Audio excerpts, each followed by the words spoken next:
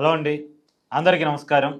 Andhra Pradesh liquor కేసులో కీలకమైన నిందితుడు ముప్పిడి అవినాష్ రెడ్డి మొత్తానికి సిట్ ముందు లొంగిపోవటం, ఆయనకి రిమాండ్ విధించి జైలుకి పంపించడం జరిగింది. అయితే ఈ ముప్పిడి అవినాష్ రెడ్డి అరెస్టు అనేటువంటిది, అతను లొంగిపోవటం అనేటువంటిది కొంత ఆసక్తికరంగా ఉంది, ఒక కథలాగా ఉంది. రాజు కసిరెడ్డి ఈ కేసులో A1, ఆంధ్రప్రదేశ్ మద్యం కేసులో A1గా రాజు కసిరెడ్డి ఉన్నాడు. అయితే రాజు కసిరెడ్డి తర్వాత అరెస్ట్ అయిన వాళ్ళందరికీ బెయిల్స్ వస్తున్నాయి. ఎంపీ మిథున్ రెడ్డి కావచ్చు, చెవిరెడ్డి భాస్కర్ రెడ్డి వైసీపీ మాజీ ఎమ్మెల్యే, తర్వాత ఇది సీఎంఓలో పనిచేసినటువంటి ధనుంజయ రెడ్డి, కృష్ణమోహన్ రెడ్డి, బాలాజీ గోవిందప్ప, వీళ్ళందరికీ బెయిల్స్ వచ్చాయి. ఒక్క రాజు కసిరెడ్డికి బెయిల్ రావట్లే. బెయిల్ కోసం కింది కోర్టు నుంచి సుప్రీంకోర్టు దాకా రాజు కసిరెడ్డి పోరాటం చేస్తూనే ఉన్నాడు. ఏ కోర్టు బెయిల్ ఇవ్వట్లే.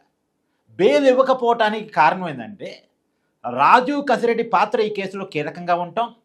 పైగా రాజు కసిరెడ్డి తోడరుడు బంధువు అయినటువంటి ఈ ముప్పిడి అవినాష్ రెడ్డి పరారీలో ఉంటాం. ఇతను పరారీలో ఉండటానికి రాజు కసిరెడ్డే కారణం. అతను దొరికితే తప్ప, అతను లొంగిపోతే తప్ప మీకు బెయిల్కి సహకరించమని సిట్ చాలా కరాఖండిగా చెప్తూ వస్తుంది. అంటే సుప్రీంకోర్టు కూడా రాజు కసిరెడ్డిని సీరియస్గా వార్నింగ్ ఇచ్చింది.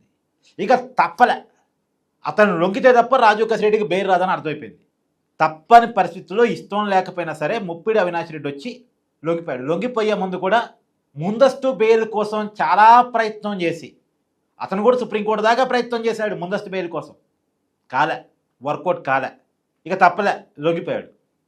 అయితే ఇదే రకమైనటువంటి ప్లానింగ్ అంతిమ లబ్ధిదారు బిగ్ బాస్ పట్ల కూడా చేస్తే ఎలా ఉంటుంది? కానీ ఎందుకో చేయట్లే. ముప్పిడి అవినాష్ రెడ్డిని బాగానే తెప్పించగలిగారు. మామూలుగా పిల్లిని పట్టుకోవటానికి ఈ ఎలకని ఎర్రగా వాడినట్టు మొత్తానికి రాజు కసిరెడ్డిని ఎర్రగా చూపించి రాజు కసిరెడ్డి బెయిల్ని ఎర్రగా చూపించేసి ముప్పిడి అవినాష్ రెడ్డిని పట్టుకొచ్చి లోపలేశారు. కానీ అంతిమ లబ్ధిదారు విషయంలో కూడా, బిగ్ బాస్ విషయంలో కూడా ఇలా వ్యవహరిస్తే బాగుండు కదా. కానీ ఇంతవరకు అసలు బిగ్ బాస్ పేరు నిందితుల లిస్టులో కూడా పెట్టలేదు. అతని దాకా విచారణ పోలేదు. ఎంతసేపటికి మనం రాజు కసిరెడ్డి, ముప్పిడి అవినాష్ రెడ్డి, ధనుంజయ రెడ్డి, కృష్ణమోహన్ రెడ్డి, బాలాజీ గోవిందప్ప, లేదా మిథున్ రెడ్డి, చెవిరెడ్డి భాస్కర్ రెడ్డి, వీళ్ళు అరెస్ట్ అయితే కేసు బాగానే ముందుకెళ్తుంది అనుకోవాలి అంతే. అంటే వీళ్ళంతా పాత్రధారులే కదా, సూత్రధారి వేరే కదా. ఆ సూత్రధారిని పట్టుకొచ్చినప్పుడు కదా కేసుకి వ్యాలిడిటీ ఉండేది, కేసులో ఘనత సాధించినట్టు మనం ఒప్పుకోగలిగేది. అక్కడ దాకా ఎప్పుడు పోయింది అనేది చూద్దాం. Thank you.